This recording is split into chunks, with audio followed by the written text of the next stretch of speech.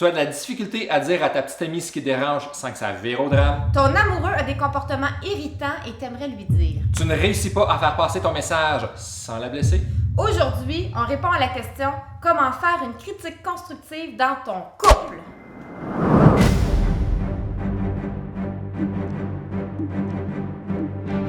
C'est super simple. Quand tu veux critiquer ta petite amie, tu lui dis avec un petit bébé chat dans les bras. Moi, j'ai juste un lapin. Non, ça prend un bébé chat. Si t'as pas de bébé chat, il y a des règles à suivre pour qu'une critique passe bien et en douceur dans ton couple. Et de façon générale, les gens aiment pas se faire critiquer. Ça peut être démotivant, blessant ou même perçu comme une attaque. Il me semble que le mieux, c'est de complètement éviter la critique. Comme ça, il n'y a personne qui va être blessé. Idéalement, c'est vrai, c'est ce qu'on veut. Éviter la critique et communiquer par besoin.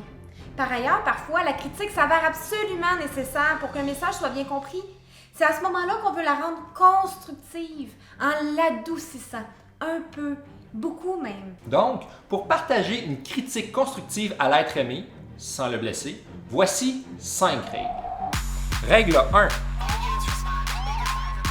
La critique constructive doit toujours être désirée. Ça prend un consentement écrit ou verbal comme dans le sexe.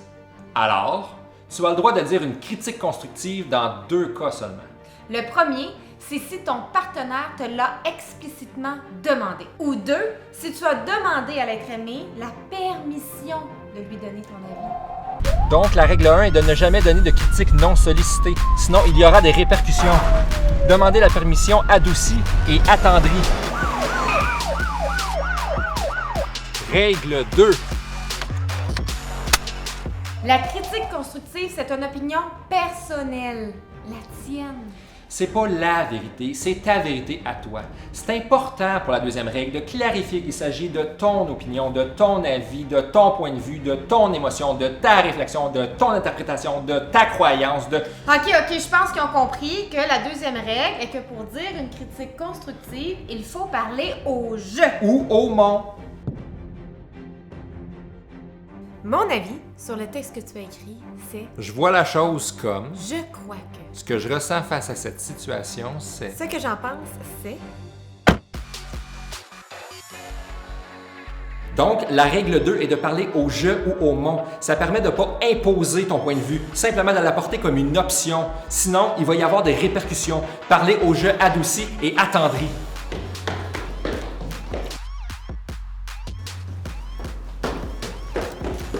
Règle 3. La critique constructive, comme son nom l'indique, doit être constructive.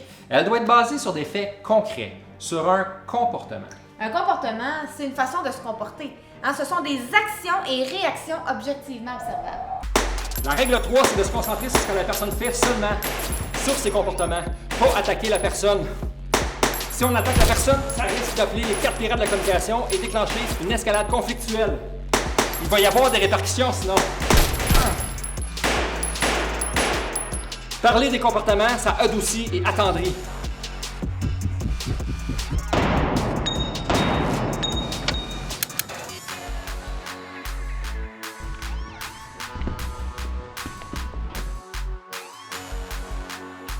Règle 4.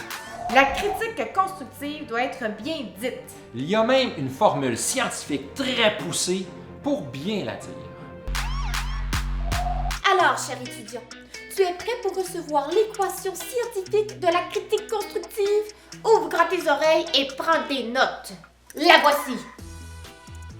Fleur et roche. Mais fleur égale besoin. Tu vois, tout d'abord, tu lances une fleur, un compliment, quelque chose de positif. Ensuite, tu ajoutes la roche, la critique, nommée au jeu, orientée sur le comportement. Et ensuite, on met le mais, puisque le mais va venir adoucir la roche, tu vois.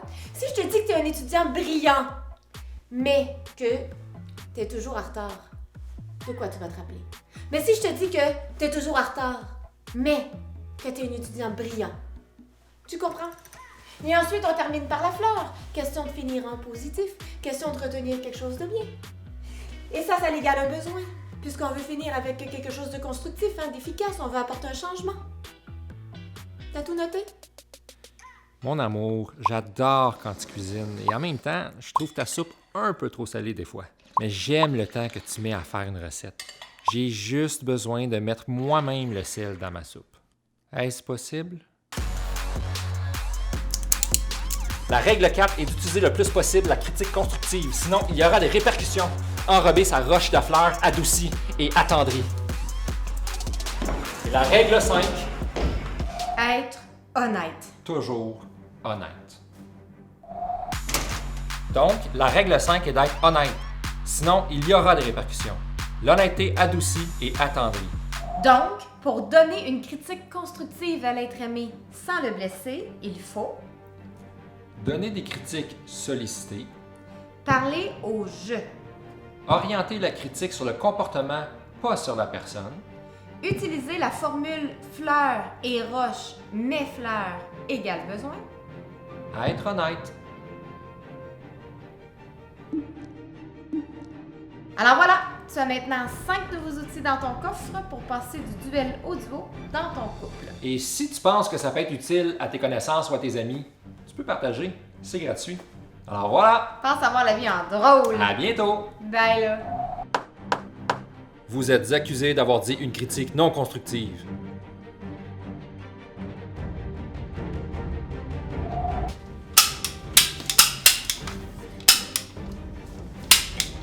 Elle doit être orientée sur un comportement. What? C'est un rap du scientifique. Oui, oui, il est là. Il est là. Il va t'apprendre des choses à toi. Ah là, je suis content.